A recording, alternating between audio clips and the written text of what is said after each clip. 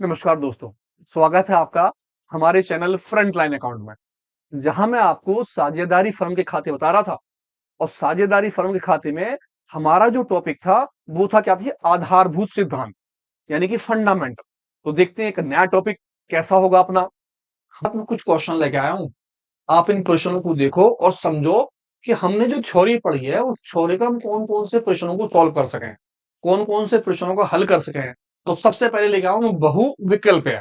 बहु, बहुत सारे विकल्प हैं आपके पास। बहु विकल्प है। बहु, बहुत सारे क्या है विकल्प।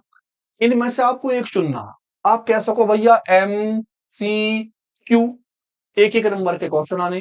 कौन से पढ़ते हैं साहब। सबसे पहले पहला हमारा है, कहता एक साझेदारी फर्म का कौन सा आवश्यक तत्व नहीं है। अब आपको यह बताना कि इनमें से साझेदारी में कौन सा तत्व ऐसा जो जरूरी ना, जिसे हमें नहीं करना। पढ़ते हैं पहला पॉइंट। पहला क्या है ऑप्शन, कहता सभी साझेदारों के मध्य एक समझौता। समझौता तो भैया होना चाहिए, ये तो बात सही है। दूसरी चीज, न्यूनतम दो साझेदार।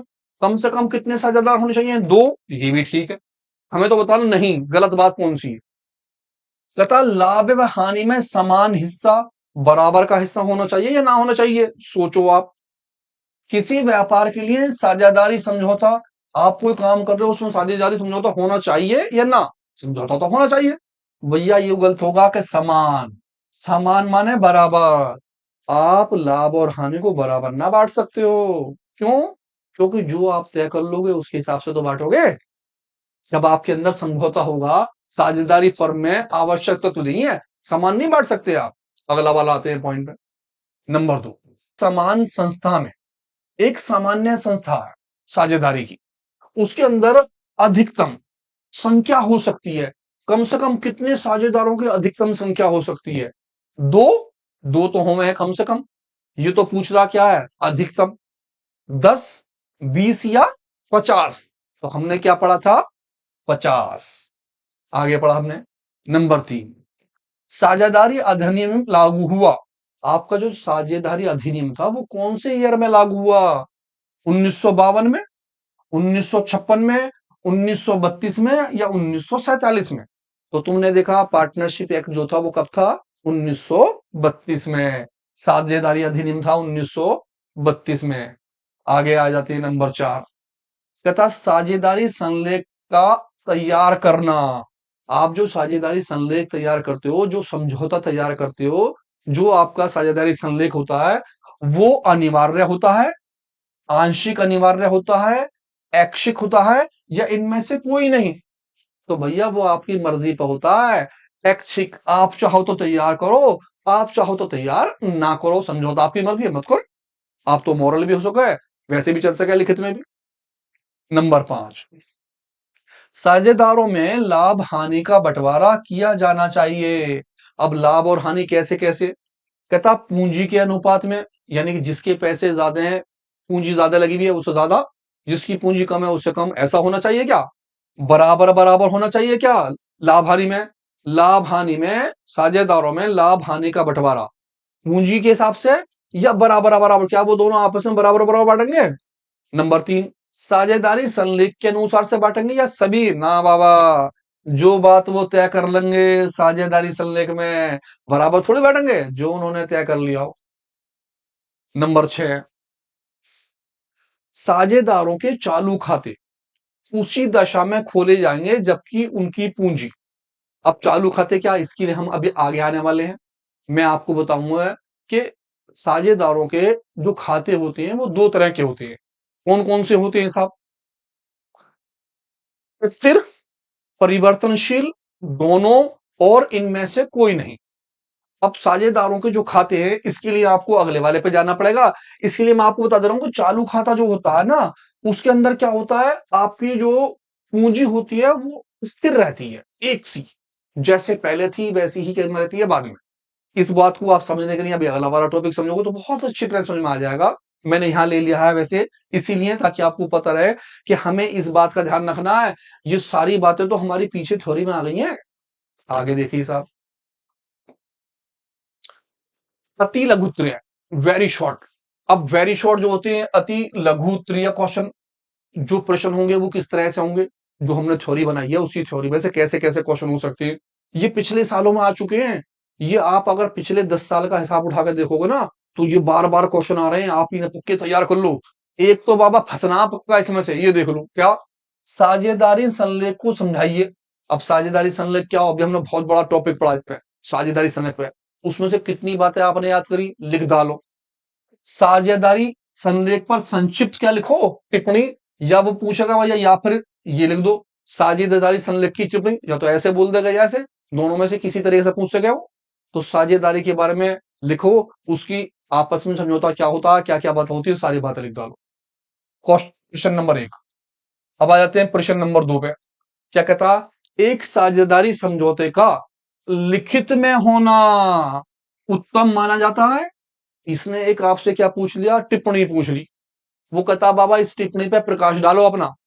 वो कहता साझेदारी समझौता जो है लिखित में उत्तम है ना है।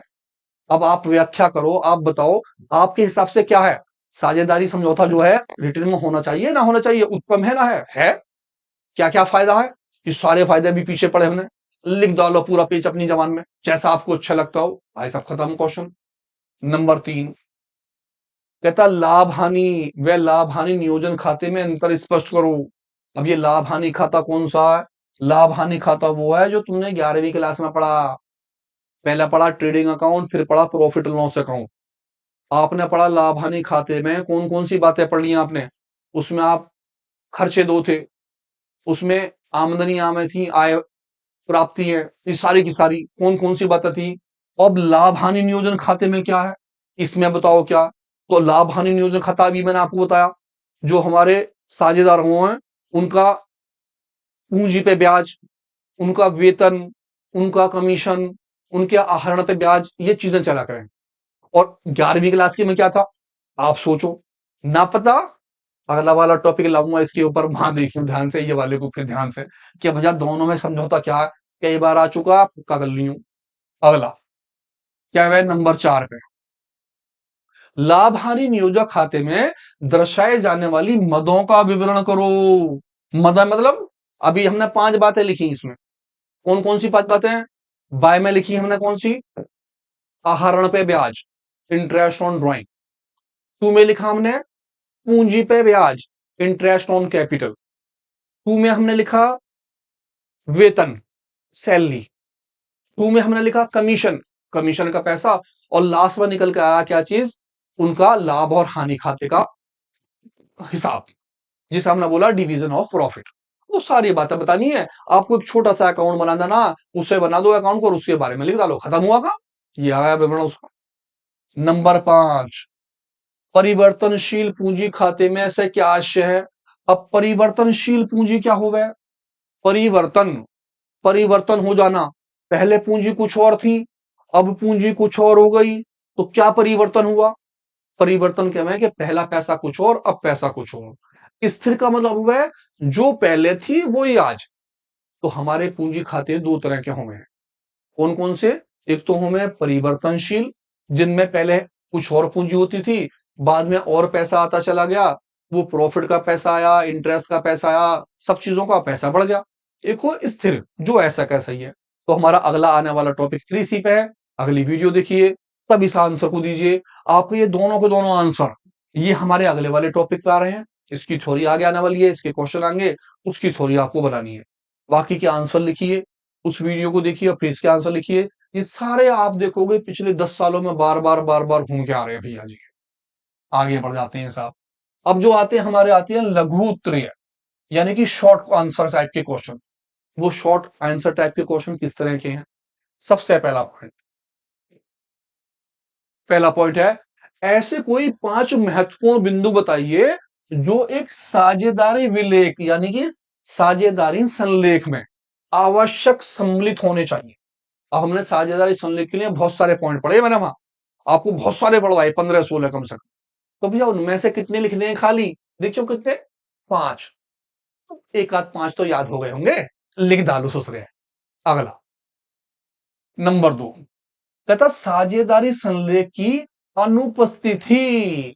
यानी कि अगर हमारा साझेदारी संलेख ना हो तो भैया कौन कौन से नियम लागू हुए हैं? 5 नियम हुए थे। कौन कौन से पांचों नियम थे? पूंजी पे ब्याज ना दिया जाएगा, आहरण पे ब्याज ना लिया जाएगा, वेतन ना देंगे, सैलरी यानी वेतन ना देंगे, कमीशन ना देंगे, और भैया जो हमारा ऋण होगा उसके ऊपर 6% क्या होगा? ब्याज, वार्षिक। और भैया हिसाब जो बांटेंगे लाभ हानि का बराबर बराबर बांटेंगे। वही 5 बिंदु है बाप, रख डालो, रख अगले पे आ गए।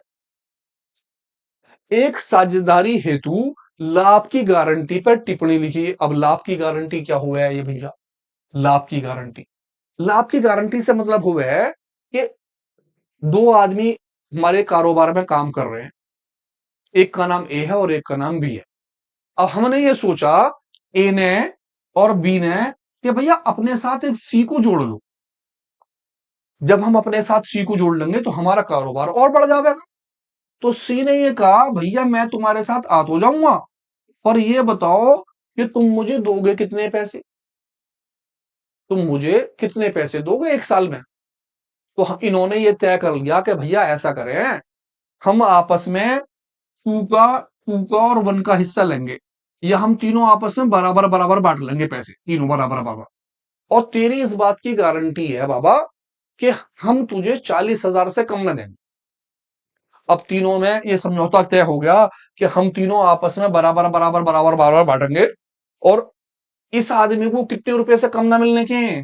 40,000 रुपए से कम ना मिले ऐसे पैसे। भैया फर्म के अंदर पहले साल जो हुआ लाभ वो 90,000 का हो गया।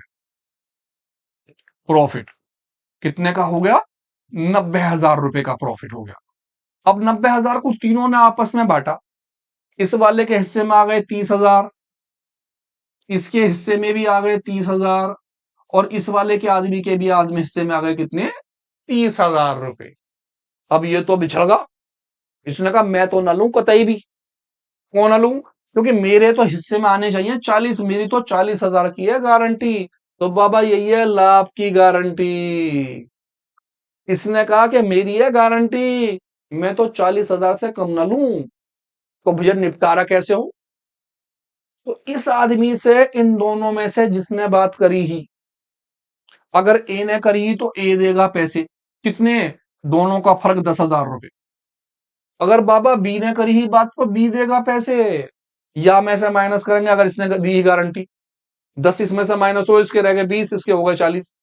अगर इसने गारंटी ली तो इसके में से हो जाएंगे माइनस।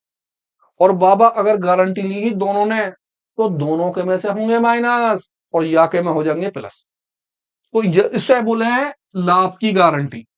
अब इसके ऊपर पूरा का पूरा क्वेश्चन है आगे, वहां हम समझेंगे या का क्वेश्चन। फिलहाल समझ लो थ्योरी। थ्योरी समझने के लिए एक साझेदार हेतु लाभ की गारंटी पर टिप्पणी लिखिए, अथवा साझेदारों को न्यूनतम लाभ की गारंटी से क्या आशय है? न्यूनतम लाभ ये हो गए। तो इसके ऊपर अपने पास से लिखना। एक दो सवाल अपने पास से डाल भी सको, अभी हम क्वेश्चन करेंगे। एक सवाल है छाप नहीं हो ऐसा कैसे, और ये हो गया आपका काम। आगे आ जा रहे हैं साहब। क्या कहता चौथे में? कहता स्थायी एवं परिवर्तनशील पूंजी खातों में अंतर बताइए। अब स्थायी खाते कौन से हो और परिवर्तनशील कौन से हो? स्थायी खाते का मतलब हुआ है वो जो पहले भी वैसा था और आज भी ऐसा स्थायी, अपनी जगह टिका हुआ, रुका हुआ, बिल्कुल। परिवर्तन, परिवर्तन का मतलब है बदलना। पहले कुछ हो रहा, अब कुछ और हो गया, अब कुछ और हो जाएगा। पहले मैंने 1 लाख रुपए लगाए, इस साल मुझे 50,000 का मुनाफा होगा, 50,000 का लाभ होगा। मेरे पैसे बढ़ गए, मैंने इसमें जोड़ दिए, अब और बढ़ गए, फिर और बढ़ गए, तो वो परिवर्तनशील हो जाएगा। इसके ऊपर स्थायी और परिवर्तनशील पूंजी खातों में अंतर, इसके ऊपर आप क्वेश्चन उठाएंगे, उसमें से आराम से कर देंगे। अभी समझा जाते हैं इसके। नंबर 5, उन मदों की सूची बनाइए जो साझेदारों के खातों में डेबिट या क्रेडिट, या तो डेबिट में या फिर क्रेडिट में, यानी तो ऋणी पक्ष में या फिर धनी पक्ष में डाली जाती हैं। जब क्या चीज हो? पूंजी स्थिर हो। तो इसके ऊपर जो हम चार्ट बना रहे हैं, कौन सा वाला चार्ट? अभी चार्ट बनना हमारा पूंजी खाते का, जब पूंजी क्या होगी? स्थिर। वो चार्ट बनाना। इस वाले में जब पूंजी क्या होगी, अस्थिर होगी, तो स्थिर वाले के और अस्थिर के दोनों के चार्ट बनाकर रखने हैं। ये दोनों क्वेश्चन आपके तैयार करने हैं अच्छी तरह से। इसका केवल चार्ट बनाना है, आप ऐसा कैसा छाप दोगे चार्ट। इसके बारे में, गारंटी के बारे में क्वेश्चन है, आप यहां भी समझ गए बात, तो एक क्वेश्चन में ले लेंगे। तो इस तरह के क्वेश्चन जो है आपके, वो किस टाइप का आना है, आपका लघु उत्तरीय क्वेश्चन तैयार करो। ये क्वेश्चन ऐसे हैं जो आप पिछले 10 सालों में देखोगे बार बार बार बार बार बार घूम रहे हैं, बार बार बार बार।